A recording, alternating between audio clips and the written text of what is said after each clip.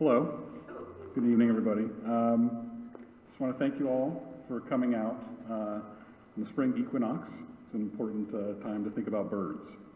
I'm Mike Ayling, and as you can see, my presentation is titled Birds of Kirkwood, the Untold History and Legacy of Kirkwood's Ornithologist. It's kind of a catchy title, I thought, but I guess I'll have to retitle it to The Told History at some point here. I want to thank the DeKalb History Center for letting me come over here and speak. I want to thank my friends and family, who are right here, for putting up with me over the last 3 years while I researched this and blabbed at them about it incessantly. I want to thank the birding community of Atlanta, who's kind of welcomed me into their fold in some ways, and I've always enjoyed birding myself, but it's been great to meet many people over the last several years. Go birding at Legacy and elsewhere around town, and I've met a lot of great people, so thank you. I want to thank all the people who have helped me research this along the way as well, including DeKalb History Center, Atlanta History Center, and others. The photos that you're going to see here are, with some probably obvious exceptions, were taken in Kirkwood, most of them in my yard over on Howard Street. So I've got a lot to get through. There's going to be a lot of information. So if anybody has questions, I'm happy to talk to you about it afterwards. But in the meanwhile, I'm just going to jump into it. So a quick note about myself. I'm originally from Tulsa, Oklahoma. My dad has been a birder since I was a little kid. He volunteered for both Tulsa Audubon and Oxley Nature Center out there. He's still on the board of Oxley. And I've been if that is a thing, a casual birder most of my adult life. My wife Lori and I purchased our current house in Kirkwood at the corner of Howard and Trotty from the estate of our late friend Ray McGrath. In 2018, we did a historic rehab and we moved into our home in late 2019. And it's a beautiful old folk Victorian, and I was kind of interested in the history of the property and went down this kind of rabbit hole of trying to figure out who this person who I knew only as R.W. Smith was. Eventually connected the dots that his full name was Robert Windsor Smith, and that kind of opened the floodgates in terms of who this person was. The TLDR significance about Robert Windsor Smith, I believe he was the first ornithologist working in the Atlanta area at all. His 1903 article entitled Birds of Kirkwood was the culmination of his 10-plus year study of bird life in Kirkwood, and provides an invaluable snapshot of the natural environment of the neighborhood around the turn of the century. For me, it's amazing to think about, this guy studying birds in what is really my backyard today, what he saw 120 years ago. Several extant Smith family houses are contributing structures within the Kirkwood Historic District. The family moved to Kirkwood in 1890, and descendants lived there until about 1965. His lineage, his father was this guy Larned Windsor Smith, which I think is a variant of Leonard, but frequently was known as L. Windsor Smith. He was born in 1802 in upstate New York in Fairfield in Herkimer County. And he married a woman named Evelyn Mosley Spencer in Key West, Florida, when she married him in 1840. Robert was born there in Key West in 1841. So how did this guy from upstate New York migrate to Florida? In the mid-1830s, he was working there as an attorney in New York and was involved with the publication of several newspapers. And he got sick of it and says he's fed up with the great mass of them, referring to people's political intelligence, apparently. And said, screw it, and he leaves, and he leaves hard. He goes all the way to Key West, Florida, where he held various appointments, including postmaster, and then more importantly, he became the U.S. District Attorney for the Southern District of Florida, where he served until 1842, and then was appointed again later in 1847. Key West was an important port at this time. The shipwrecking industry was huge, and it was one of the richest places in the country per capita. It was kind of a wild place as well, where they tarred and feathered the Key West lighthouse keeper on his watch, unfortunately. He marries this young woman, as I said, Evelyn Evie Spencer. She married L. Windsor Smith, a leading businessman at Key West and a talented lawyer and writer. He wrote in 1835 a series of articles on the flora and fauna of South Florida and the agricultural possibilities of that section. I think that's an interesting just point that, keep in mind, Audubon was there in Key West like 3 years before that. Robert was born there in Key West in 1841. And then another son, Clark, was born a few years later in 1845. Unfortunately, in 1846, the Great Havana Hurricane came up and where widespread destruction was noted with 40 deaths of 600 houses, all but 8 were destroyed or damaged. The effects of the hurricane were terrible. The graveyard of this town on a high sand ridge on the southern part of the island was entirely washed away, and the dead were scattered throughout the forest, many of them lodged in trees. Just imagine like seeing the dead bodies up in the trees, kind of grisly. And I think as a result of this, probably Clark passes away, the younger son, 4 months after the hurricane. Shortly thereafter, I suspect, being a bit of an opportunist, Larned purchases like 35 acres of property in Key West, sells a good chunk of it back to the city in 1847 for a new cemetery. And the cemetery, which is now, if anyone's been to Key West and has seen the historic cemetery that's there, that is the new cemetery. And Windsor Lane, which borders the southwest corner of the property there today, is still named after him. This is a bird joke, Florida to Georgia. So the Limpkins, whose migration is, of course, expanding. Thank you. So he left, and again, he left hard. He said, screw this, I'm going to Georgia. In 1848, my father moved from Key West, Florida to Atlanta, Georgia. The place was then a little country town, and the spot upon which our home was built was virtually in the wilderness. And he wasn't wrong. But the 1850 census reports that there were only about 20. Of the 4 railroads you see here converging on Atlanta, I think only 2 were up and running by 1850.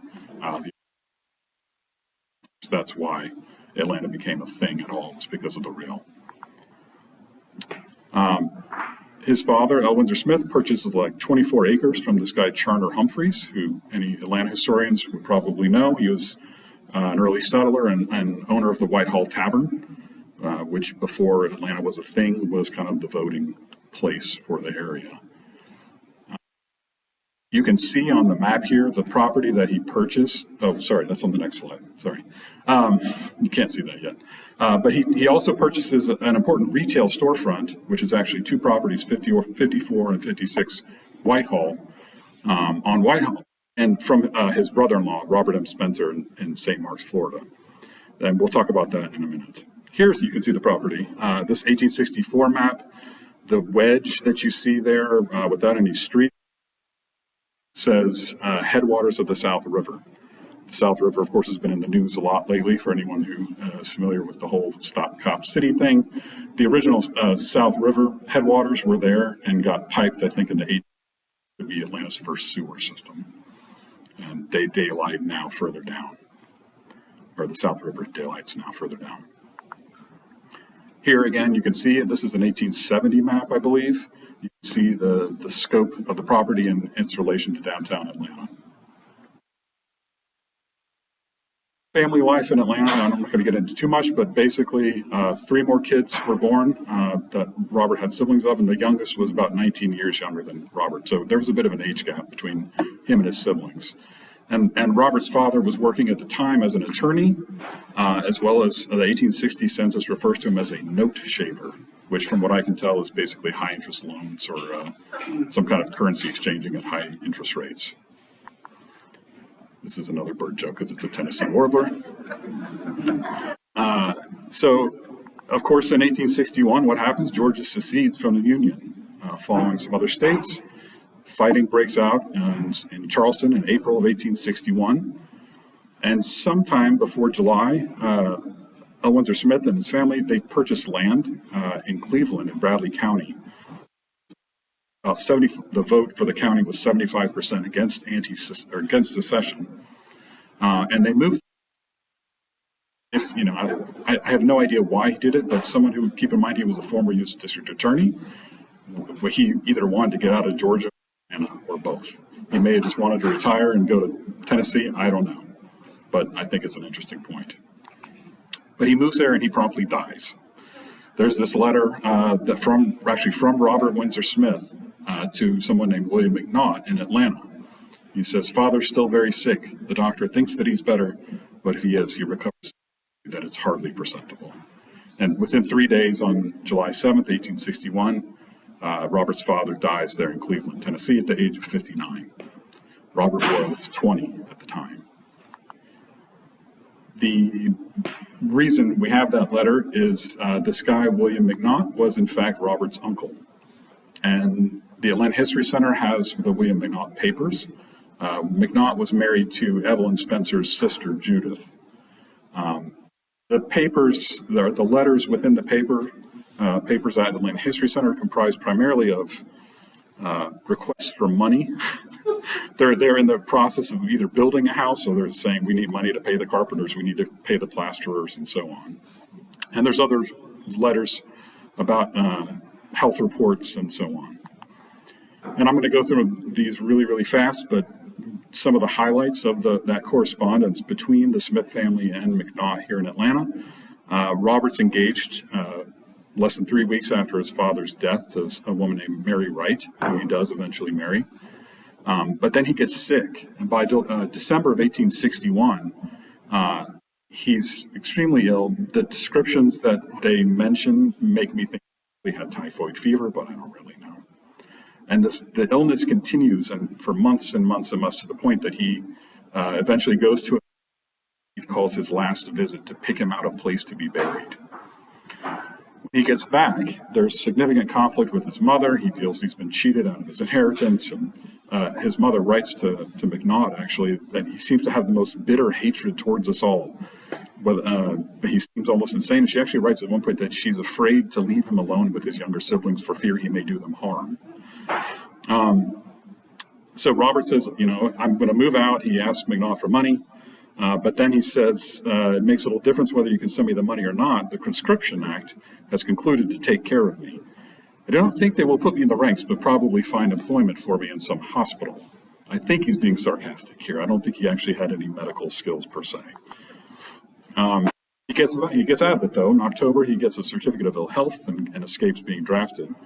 But more sickness in the family leads Robert to write another letter. He says, "It seems as if we came here only to die."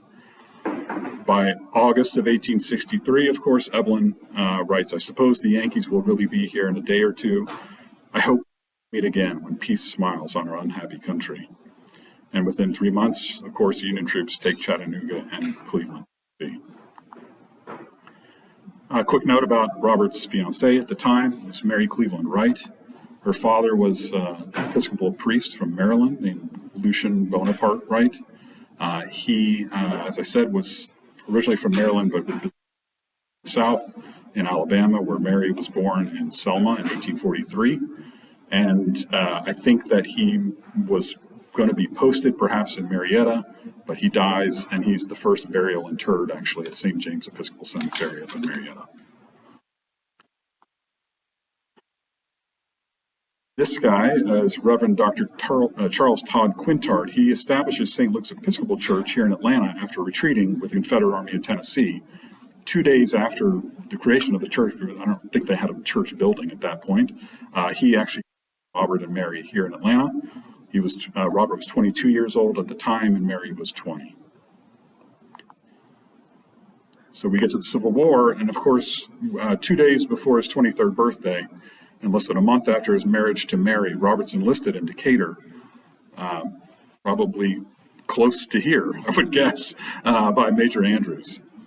And it's unknown whether this was a voluntary enlistment or if he was drafted. I suspect the latter, but I don't know.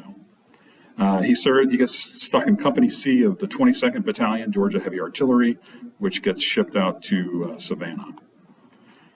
Unfortunately, though, he ends up, as he predicted, about being employed in some hospital. And you can see here the 3 of the 4 muster rolls show him as absent. So he actually was still sick in some and disabled in some capacity, but I don't know exactly what the circumstances were. By March of 1865, he's surrendered in Charleston, takes the oath of allegiance, and is discharged. Meanwhile, back in Atlanta, while he's off on the coast or in some hospital, the Whitehall house where that was his father's has an interesting story. So with Sherman's forces pressing from Chattanooga, Jefferson Davis promotes John Bell Hood and relieves from command of the Army of Tennessee. The next day, there's this quote, General Hood moved into the Windsor Smith house on Whitehall Street by evening. It was known as the finest wooden building in the city.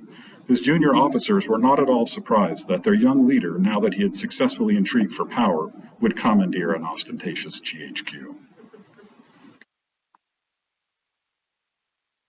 By September, Hood's forces evacuated Atlanta, and thanks to George Barnard, we have a photograph showing Union forces, Colonel Henry Barnum and his officers outside the Windsor Smith house on Whitehall.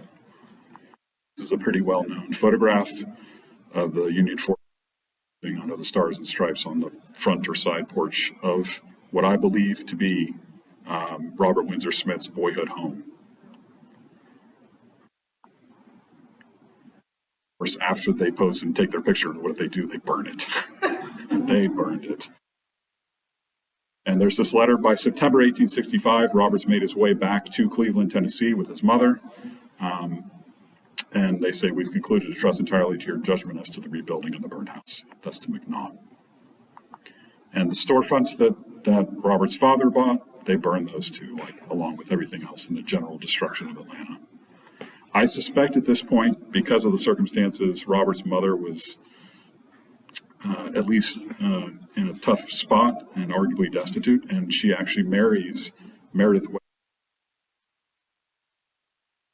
Tennessee. So we get to the Reconstruction era, and Robert and Mary are back in Atlanta and begin to start a family. First child, Lucian Windsor Smith, dies at 3 months old. Mary would give birth 8 more times, but only 4 of the 9 children actually survived to adulthood. In 1867, the Atlanta City Directory lists Robert's occupation as an express messenger, and he's working for the Southern Express Company, and he works for the Southern Express until actually he retires in 1890, and his residence is there on the west side of Whitehall from the original property that his father had purchased. His mother dies in May of 1869 in Cleveland, Tennessee, and Meredith Webb younger siblings. And I was able to locate the gravesite in Cleveland. Here we have Evelyn, 3 of their infant or young children, and L. Windsor Smith's gravesite. 1870, the estate begins to subdivide and sell that big chunk of property that we saw on Whitehall. It's sold into 124 subdivided lots. And the 54, 56 Whitehall retail stores have been rebuilt, and they begin to have a rotating cast of various tenants within the stores. The key here is the location. As you can see, the top rightmost one that's highlighted there says R.W. Smith. By 1871, I believe Union Depot had been rebuilt.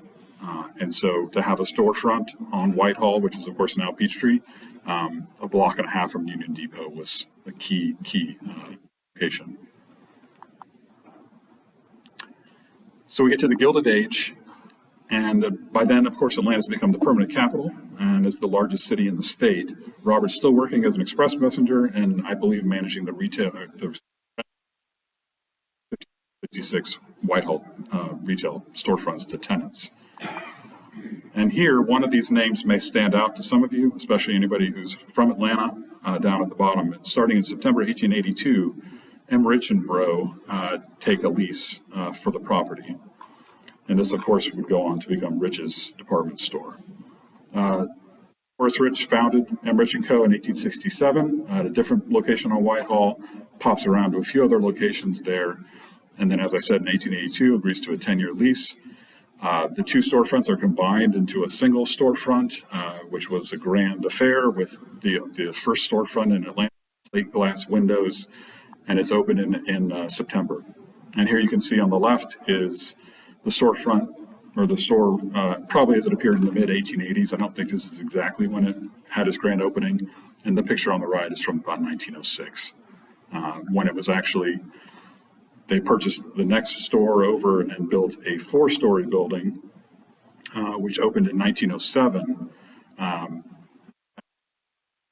Smiths had actually sold the building. So they sold, the Smiths, the estate sold to this guy, Charles Davis, for $76,500, which is a little over $2 million or so today, if you do the math. And that building is still there. So in 1907, it reopens to great acclaim, and it becomes 82 Peachtree, and I don't think it's in there now. I don't think anything of it's still there. So leading up to the move to Kirkwood, in 1888, Robert and Mary's eldest son, Eugene, gets married and moves to East Point. Unfortunately, one of their children there passes away at 9 or 10 years old. Mary's mother, who had been living about a half mile from where the Smiths lived in downtown, actually on the block where Atlanta City Hall sits today, she dies. And around 1890 is when McNaught discharges duties of administration of the Smith estate in Georgia. So all these things kind of converged at once, and as well as Robert, I think, having an so they do so and retire to this place called Kirkwood. A quick note about Kirkwood and its early landholders, the Clays. I don't know if Earl is here. Any questions related to the Clays, I'll just defer to Earl Williamson. Some of you probably know. But they owned a few land lots in the southwest corner of contemporary Kirkwood. And the Kirkpatricks settled in the following year in 1827, and they acquired a lot of land. James Hutchinson Kirkpatrick acquired most of what's now contemporary Kirkwood, the northern edge, as well as into Lake Claire and up towards Ponce. The Kirkwood name is very likely in honor of his son, Dr. Reverend John Lycan Kirkpatrick. It was first employed for usage in around 1869. After his father's death, pretty much all the land went to John Lycan Kirkpatrick. Quick note about some of the early Atlanta directory Kirkwood listings, where somebody said, my residence is in Kirkwood.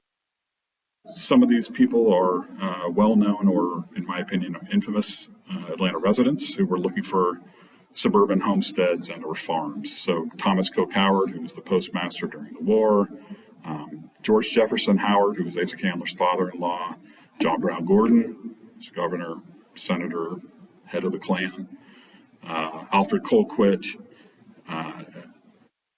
Robert Alston. The boundaries of what is considered Kirkwood at that time in 1875 were very fuzzy, I think. East Lake was certainly not a thing because there was no lake. But anybody who knows Meadownook, East Lake, that would now be not considered Kirkwood. In 1890, the Atlanta Suburban Land Company buys up a chunk of land and projects the street railway system along with the Metropolitan Street Railway Company. It's called the South Decatur Line, going out to Decatur. And now we get to the move to Kirkwood. So the Smiths, as they prepare to move to Kirkwood, there's a property a few years before that the Kirkpatrick sold to the Trotties.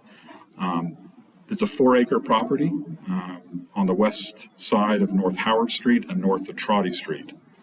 They sell the property to, Kirkpatrick sell the property to the Trotties for $400 in 1885. 5 years later, the Trotties sell the same exact 4-acre property to the Smiths for $4,000. Now, I don't know if any improvements existed at the time and if that warrants the increase in value or not. I don't know. My suspicion is that the property was probably built in that window. The county records say 1875. It's very possible it was 1875, and they just got a sweetheart deal. I don't know. But here is the house. This is actually Robert Windsor Smith's home.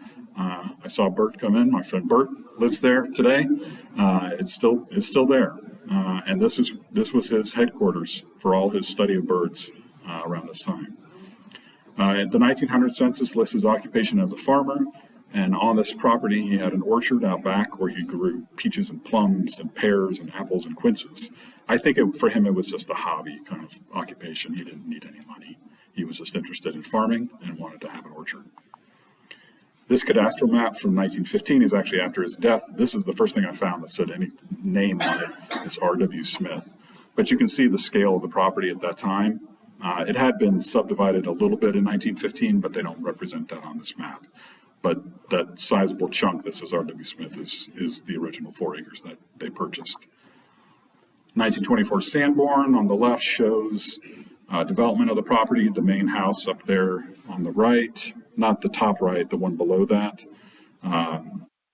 is down at Trotty Street on the corner. That's where my family lives today. The one to the north of that is where another family member lived. His family. And another family member lived in the house on the westernmost one in that image on Trotty Street. By 1928, the topo map had been surveyed, and you can see a little further development of the property at that time. This just shows contemporary house numbers, as well as the ones in blue are the pre-1926 renumbering. We finally get to birds for all my bird people here. Sorry. A little context, though, around the turn of the century was really the heyday arc in a lot of ways of American ornithology, both in terms of organizations being started as well as publications starting to come into their own. The AOU was founded in 1883 by 3 members of the Ornithological Club, which had been founded in Massachusetts a few years before that.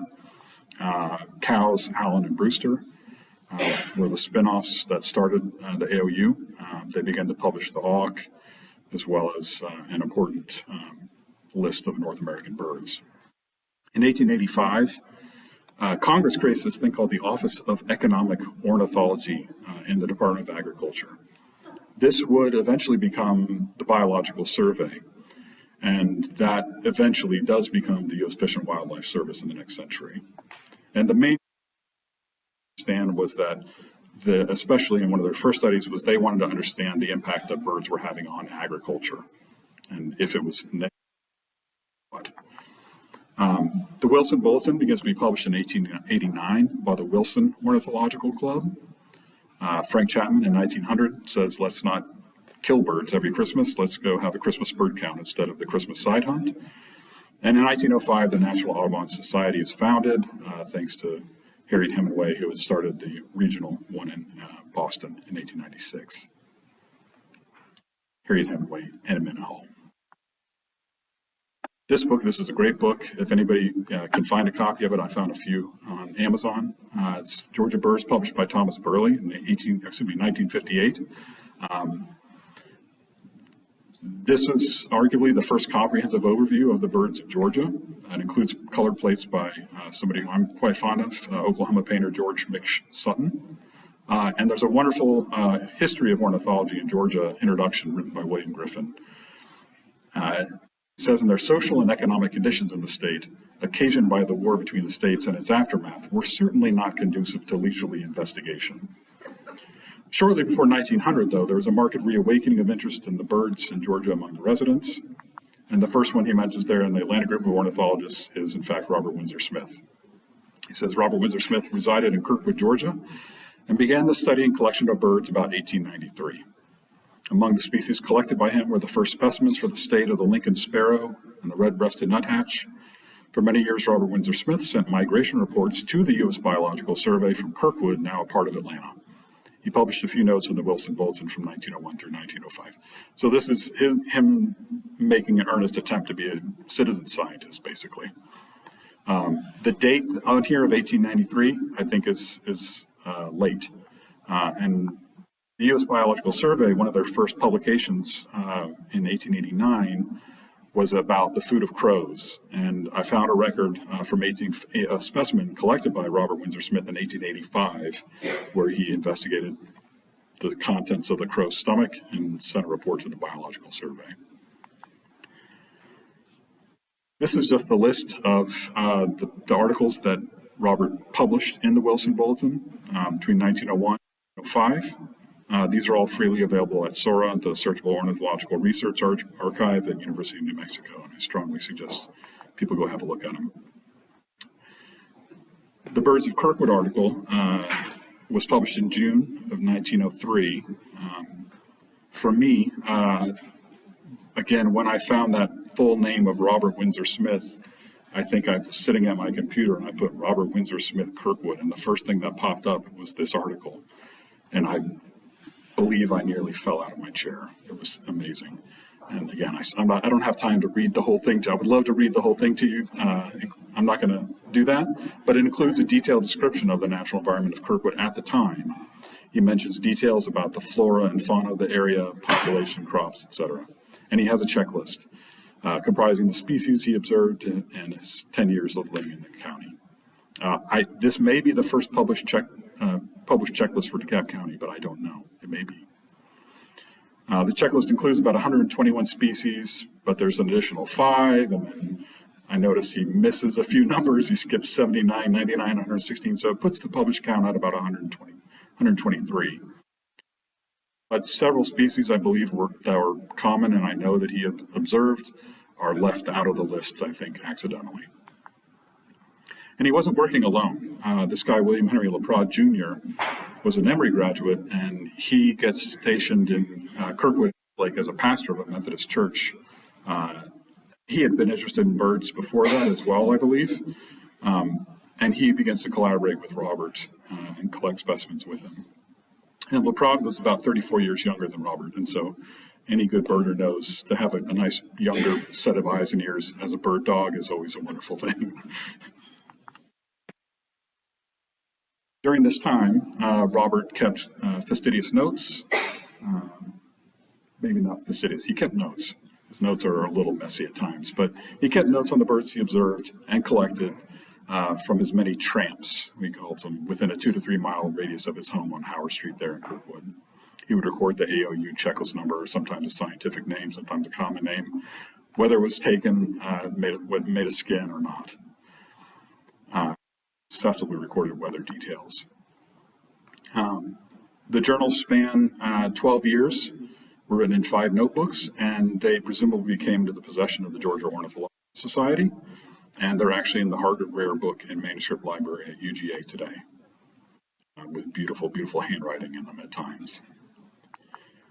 Throughout the journals, Robert frequently mentions taking a tramp through Warren's woods at the rear of his garden.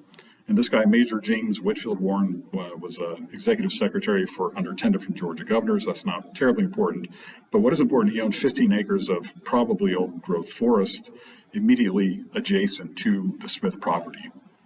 The area I've got highlighted there is the Warren property. And you could see there Robert's property in the bottom right, or on the map on the left. He could just walk out his back garden and have access to an easy 15 acres plus more, because this predates the Pratt Pullman in 1906 and anything other development. There was not a lot there at that time, so he had a good playground to study birds. Unfortunately, Major Warren is killed. He would frequently take his lunch at his home, and he would take the streetcar along the Georgia Railroad line, get off at Kirkwood Station at the end of Howard Street there, and the trolley line was on the north side of the Georgia Railroad tracks. And there's a grisly article in the newspaper from this time where he trips over the railroad and gets smushed by a westbound Georgia. Scoop his body. Anyway, it's really nasty stuff. He stumbles and gets hit by a train.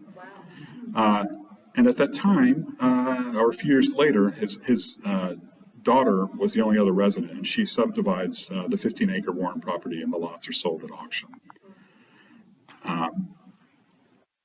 You can see that at the time there was only a house on the barn on the property.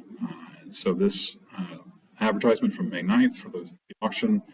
And then shortly thereafter, we see Robert's efforts kind of dry up.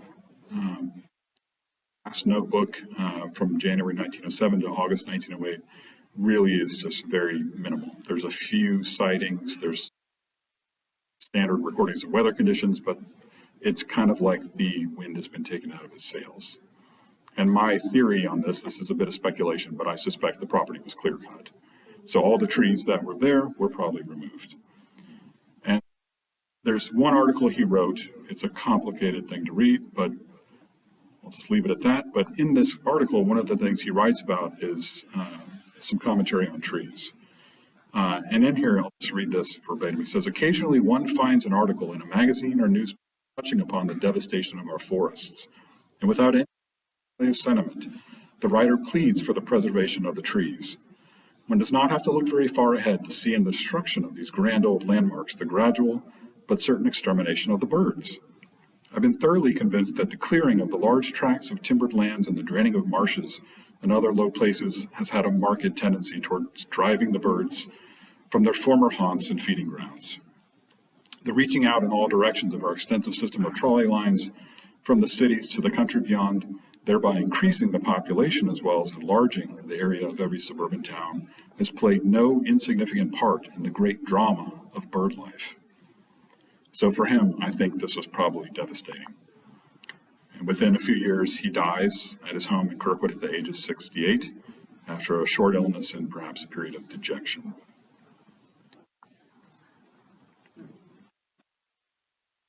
So, second.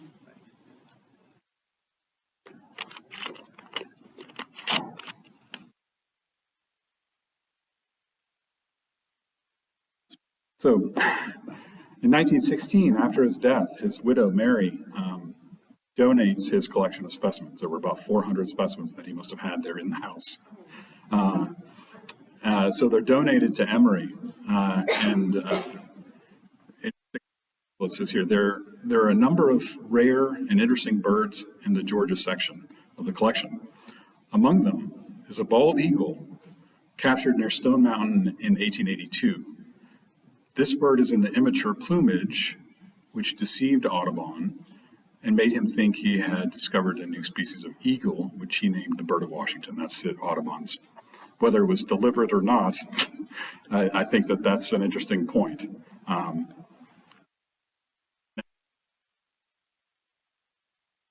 Is in here as well his collaboration with the Biological Survey and how his efforts, again, his citizen science efforts were used by people like Frank Chapman and Wells. Their publications about especially warbler migration. Prior to that donation in 1916, Laprade had donated his collection of specimens to his alma mater, to Emory, in 1911. Again, Mary donates Robert's collection in 1916. Emory holds them until 1982, when they deaccessioned the collection to Fernbank Science Center, where it was received by somebody named George Ann Schmaltz, who most of the birders in this area probably know. Today, Fernbank Science Center still has a list of about 185 specimens identified as the Laprade collection. I don't know if some of the collection may have been damaged, destroyed, or deaccessioned to other institutions throughout the years. During COVID, when I was researching some of this and Fernbank was kind of about to open, I contacted Chris Showalter there at Fernbank. I said, I told him what I was researching, and I said, do you know this guy, Robert Windsor Smith? He's like, no, it doesn't ring a bell. And I think I said, well, I found this other thing that mentions that, he and Laprade had donated his collection and that got deaccessioned to Fernbank. And he said, oh yeah, the Laprade collection, we have that. And so I went over there and said, well, I did find this. And he pulls open a drawer, and there is the 1882 juvenile bald eagle taken at Stone Mountain by Robert Windsor Smith, still in the collection over at Fernbank today. I kind of picked my jaw back up after seeing that.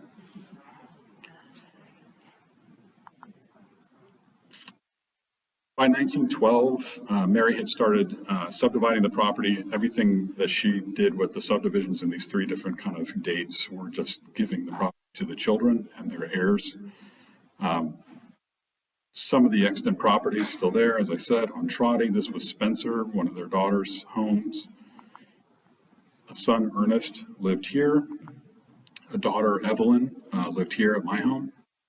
And Evelyn's husband died in 1927. At that time, she built this little cottage and I think rented out the main house.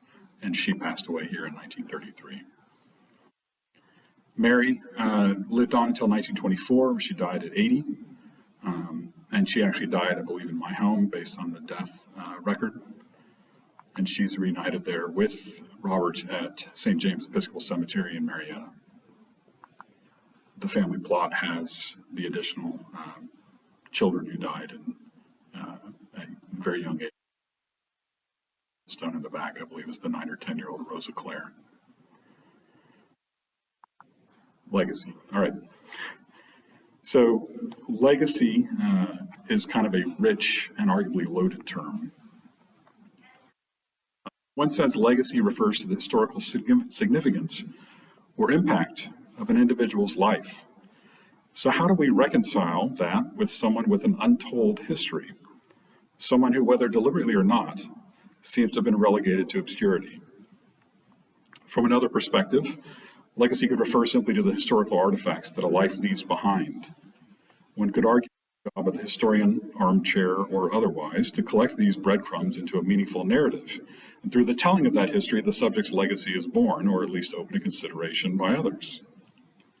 One of the challenges, though, in particular, when researching a white, economically privileged male who grew up in the antebellum South with enslaved people in his father's household, who served in the Confederate Army, whether willingly or not, and who lived in a time when disenfranchisement and racism were the norms, is to ensure we're not simply heroizing them. That's definitely not my intent. In recent years, we've seen an improved willingness to turn a critical eye on historical figures in ornithology and elsewhere, leading to both the recent decision, not yet implemented, by the AOS, which is what the AOU became, eponyms from English bird names, as well as many Audubon societies deciding to rename. Last year, I spoke in favor of and wholeheartedly supported Birds George's decision to leave the Audubon name in the past.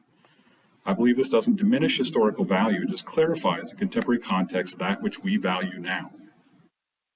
Legacy can also suggest an inheritance or a gift passed down from one generation to another. In this sense, it's that which a predecessor had ascribed value to, what mattered to them, and it implies the value recipients of that gift can recognize in the present. For anybody who saw The Holdovers, Paul Giamatti's character expresses this kind of wonderfully. He says, if you truly want to understand the present or yourself, you must begin in the past. You see, history is not simply the study of the past, it is an explanation of the present. For me, it's obviously a personal thing. Remember, I didn't set out to research the first Atlanta birder, right? I was just curious about the history of my home. I think one of the benefits of loving old houses and living in one is a predisposition to a mindset of stewardship and a curiosity about the lives of the people who previously occupied the same space.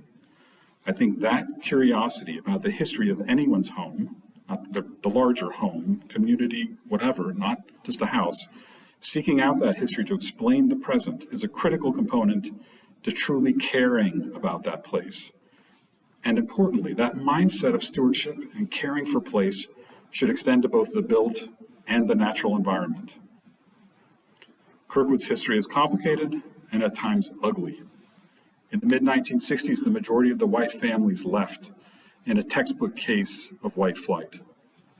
But descendants of the residents who lived in Kirkwood before it was ever called that, well before the Kirkpatricks settled here, still flit about in the trees above, cast a curious glance at us and wonder why we keep cutting those trees down, why we poison the land with chemicals, introduce exotic flora like kudzu, and generally seem to deliberately undo what nature, through millions of years of evolutionary history, has constructed.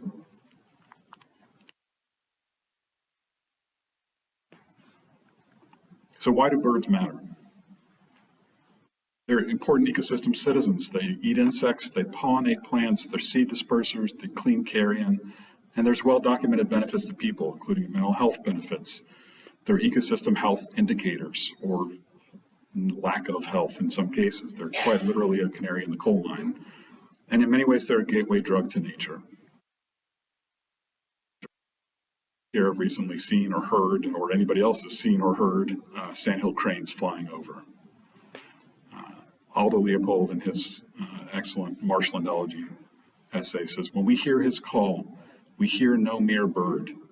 We hear the trumpet in the orchestra of evolution. It's hard to know why birds matter to Robert Windsor Smith. I don't know if it was some kind of Citizen Kane rosebud moment harkening back to his earliest boyhood memories of what must have been an abundance of bird life in Key West.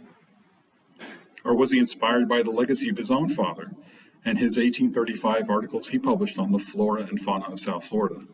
Or maybe it was simply he wanted to understand and document the natural world around his home place. Myself, about 20 years ago, when I was in my late 20s, I got interested in birding. I bought Gift Beaton's Yellow Birding Georgia book. I went on some Atlanta Audubon field trips and so on. And I never lost interest in birds. It was kind of ingrained in me from my father. But my focus was just kind of elsewhere, and it was relegated to the back burner. When I made this serendipitous discovery about the connection between my home, our home, and this Robert Windsor Smith guy, it kickstarted that interest back into high gear. And as I got more interested in birding, I came across this study, which many people may be familiar with. It actually shows that in approximately my lifetime, the North American bird population has decreased by 7.2 billion. I came to the realization that the birds Robert Windsor Smith documented, that my father saw, that I've seen, that my own children may see now, are not immune from the possibility of extinction. And this is our common passerines. This is common birds, right? Blue jays, white-throated sparrows, which I'm sure everybody's hearing still, dark-eyed juncos. So please don't take for granted even common or abundant species like these. You may think, well, 2 out of 3 ain't bad. But in some cases, like the golden-winged warbler I showed the little picture of earlier when I was talking about legacy, their population is down over 60%. This passenger pigeon was one of the most plentiful species in North America, and within a matter of decades, it was gone. There will always be pigeons in books and in museums, but these are effigies and images, dead to all hardships and to all delights. Book pigeons cannot dive out of a cloud to make the deer run for cover, or clap their wings in thunderous applause of mast-laden woods. Book pigeons cannot breakfast on new-mown wheat in Minnesota and dine on blueberries in Canada. They know no urge of seasons, they feel no kiss of sun, no lash of wind and weather. They live forever by not living at all. That's Aldo Leopold on a monument. So why are bird populations declining? I'll give you the top 3 reasons, and then I'll wrap up. 3, window collisions. This is from this last October, when in one event, nearly 1,000 birds died in Chicago after colliding with McCormick Place Convention Center. It's a shocking image to see. And yet the estimates range from 365 million up to 1 billion birds per year are killed due to window collisions in North America. So shocking as that image may be, it means the same number happens up to 1 million times per year. Last year I started volunteering for Project Safe Flight through Birds, Georgia. We're a small but dedicated group of volunteers that monitors different routes in Atlanta. If anybody's interested in helping, let me know. I go downtown. I've also been monitoring my kids' school, actually, which is unfortunately a large wall of glass. And I found about 32 birds there this last fall. So some simple solutions, I don't know if I want to say simple, but some solutions are lights out during migration. There's the window film installation on problematic locations that can be installed. And there's the new windows that are manufactured with the baked in little ceramic dots already in them. Ultimately, we need changes to legislation. We need building code and bird-friendly building design. Building code updates, I should say. Number 2, cats. This was tough because a lot of times it gets contentious. There's this bird people and cat people drama, I think, and people love cats. The internet is proof enough of that. The domestic cat is a human-introduced predator that is estimated to kill around 2.4 billion birds per year in North America, with over 30% of that by owned pets. Even if about that study, but so okay, take half that estimate and cut it, or take that estimate and cut it in half, is still more than the high end of the window collision estimate. So solutions here are keep cats indoors, keep cats indoors, keep cats indoors. There's better health outcomes for the cats and native wildlife. the the North American cat population, as far as I know, is not declining at an alarming rate. The only other solution maybe is delete the internet. I don't think that's gonna happen. Number one, habitat loss. This one's tough. It's critical, though, to not lose hope here. I think the old mantra of think globally, act locally is an important one to remember. One important approach and a leading proponent of this, as many people may know, is a guy named Talamy and his Homegrown National Park Initiative, where I think a good way to summarize it maybe is urbanization doesn't mean we need to eliminate nature from our land. Even if it's a quarter acre, we can create what Talamy refers to as biological corridors. We need not have an adversarial relationship with nature. Leopold describes this in his land ethic, which changes the role of people from conquerors of the land community to plain member and citizen of it. It implies respect for his fellow members and also respect for the community as such. So in terms of solutions that we can try to implement our own in terms of habitat loss, don't cut down a tree unless it's absolutely necessary. If you do need to consider leaving a snag, replacing a 50 to 100-year-old mature tree with a sapling doesn't have any guaranteed benefit. Culture grass lawns, plant native plants, especially what Talamy describes as keystone species. Leave the leaves, they provide critical habitat for pollinators like fireflies. Don't spray for mosquitoes, the chemicals are toxic to butterflies, moths, bees, and more. Reduce the use of gas-powered lawn equipment like leaf blowers.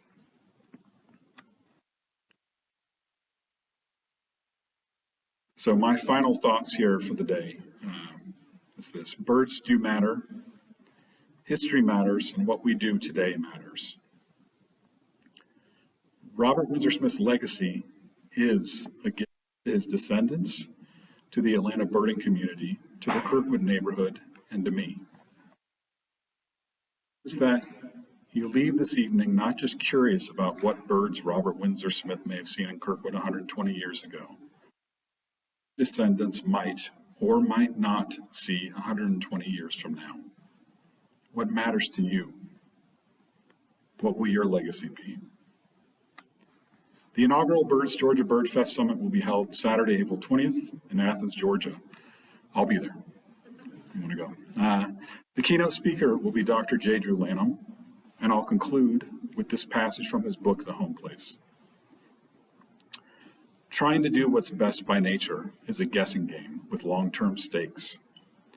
Good decisions mean that the soil and water will prosper, the trees will prosper, the wild things will prosper. In that natural prospering, all of us will become wealthier in richer dawn choruses and endless golden sunsets. The investment is called legacy. If I can see, feel, touch, and smell these things once more on a piece of land I can call my own, I'll be home again. So maybe there's still hope. Home, after all, is more than a place on a map. It's a place in the heart. Thank you all for coming. It means a lot.